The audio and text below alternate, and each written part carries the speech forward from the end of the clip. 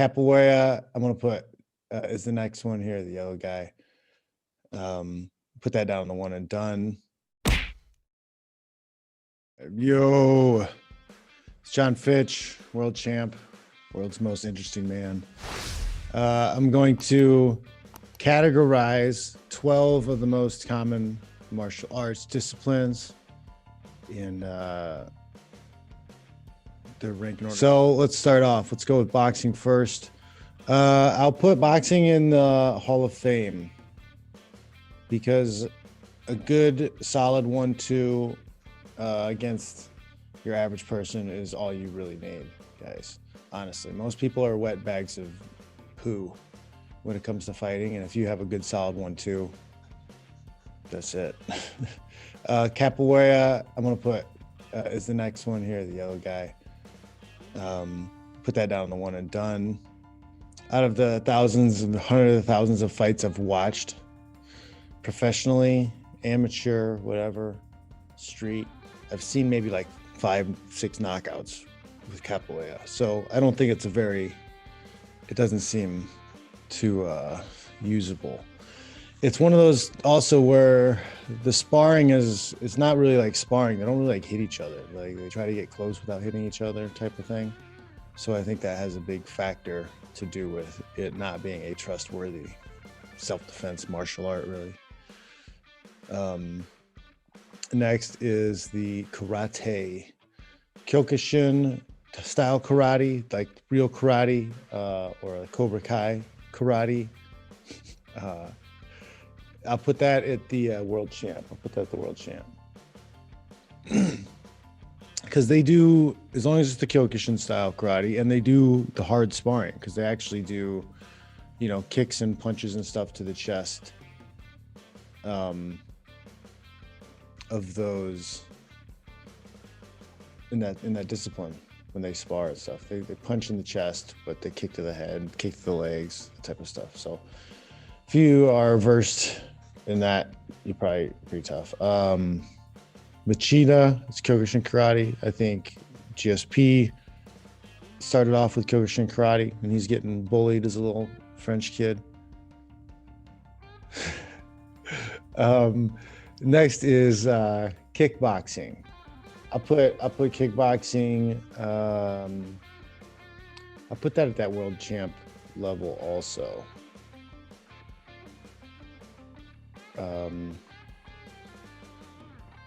Yeah. Well, yeah. I'll go. Yeah, that's kickboxing's fine with the Hall of Fame. That's fine. There's a good 1-2. They can get that kick up to the head. That's a solid discipline to know. Then we have Kung Fu or Wushu or whatever. They hit the wood dummy. I like the philosophies, mindset of what they talk about with flow and redirecting and all that stuff, but they don't really spar. And if you don't spar, it's not very practical.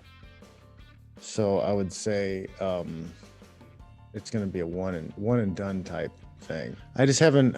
Maybe I need to learn more Kung Fu and Capoeira, but like those are just not impressive martial arts to me, really.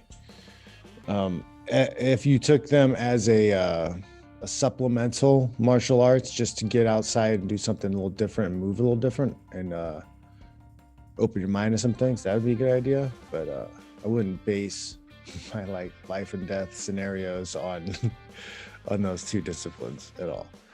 Next would be Muay Thai. Muay Thai, I'll put Muay Thai as one of the GOAT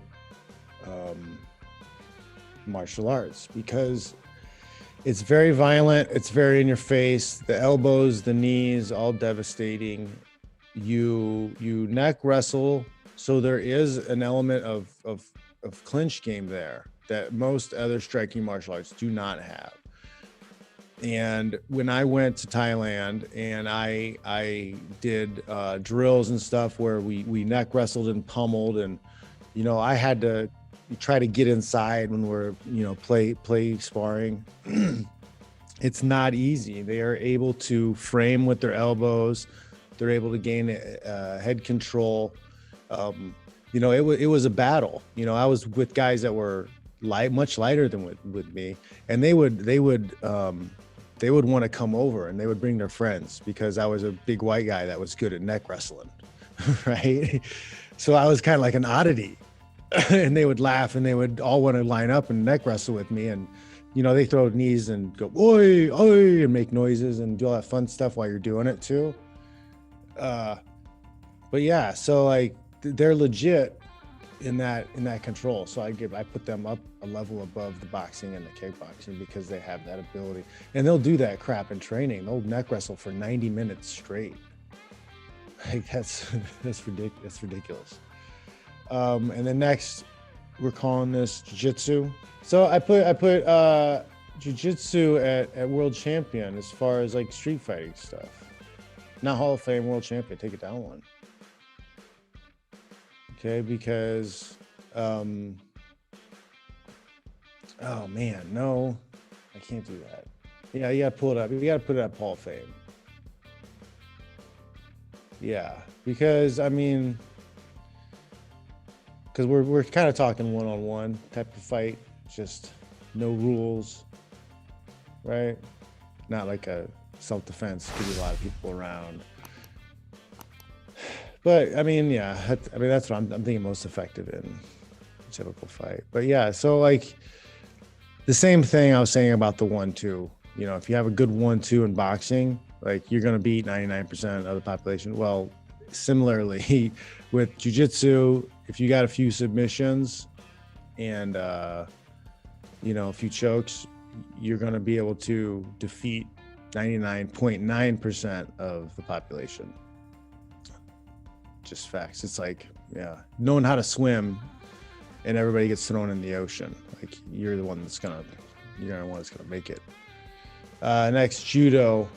I'll put judo at the world champion, one below, because they don't put as much focus on the submission stuff.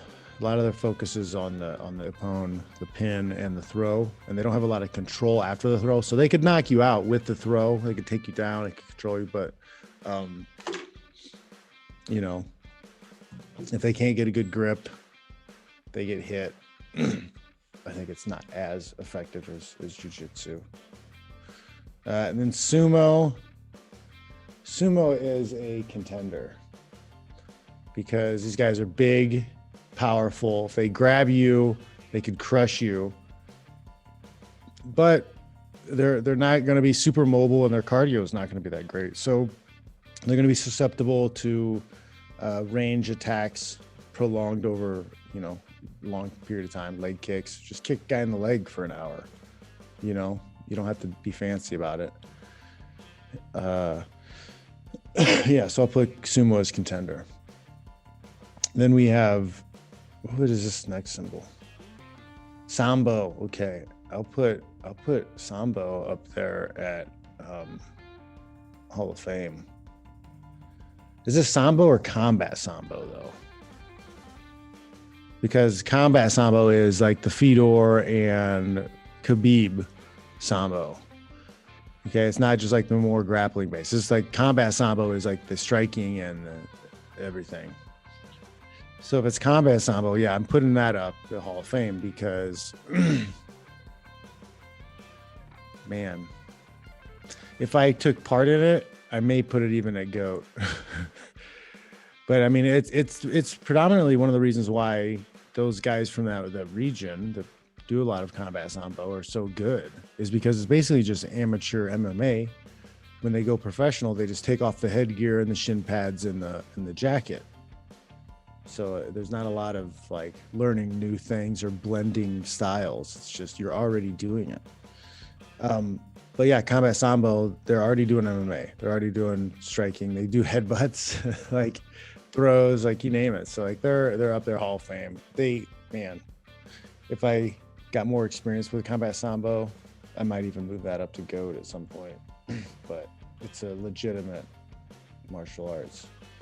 And then taekwondo, I put taekwondo with the world champion one on the same level of the judo, because it can be effective against people who don't know much, but when you're against other skilled people, it has its limitations. You know, not using your hands, you have to be at a far range, so you have to use big movements. So there's things that can be taken advantage of, but it's still effective if you can get your kicks in. And lastly, wrestling. I put wrestling as a GOAT, of course. If you didn't see that coming, you're new to the game. But yeah, wrestling, because you can decide where everything goes. If you can hit a wrestler can take you down. He can grab you, he can clinch you.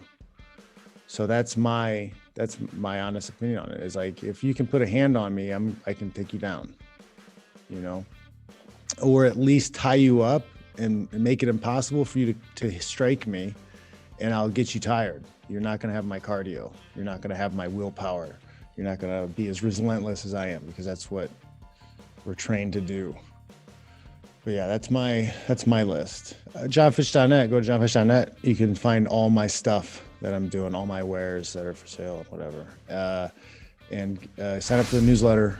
You can sign up for the newsletter and get updated on everything, my courses and seminars, everything. Fightful.com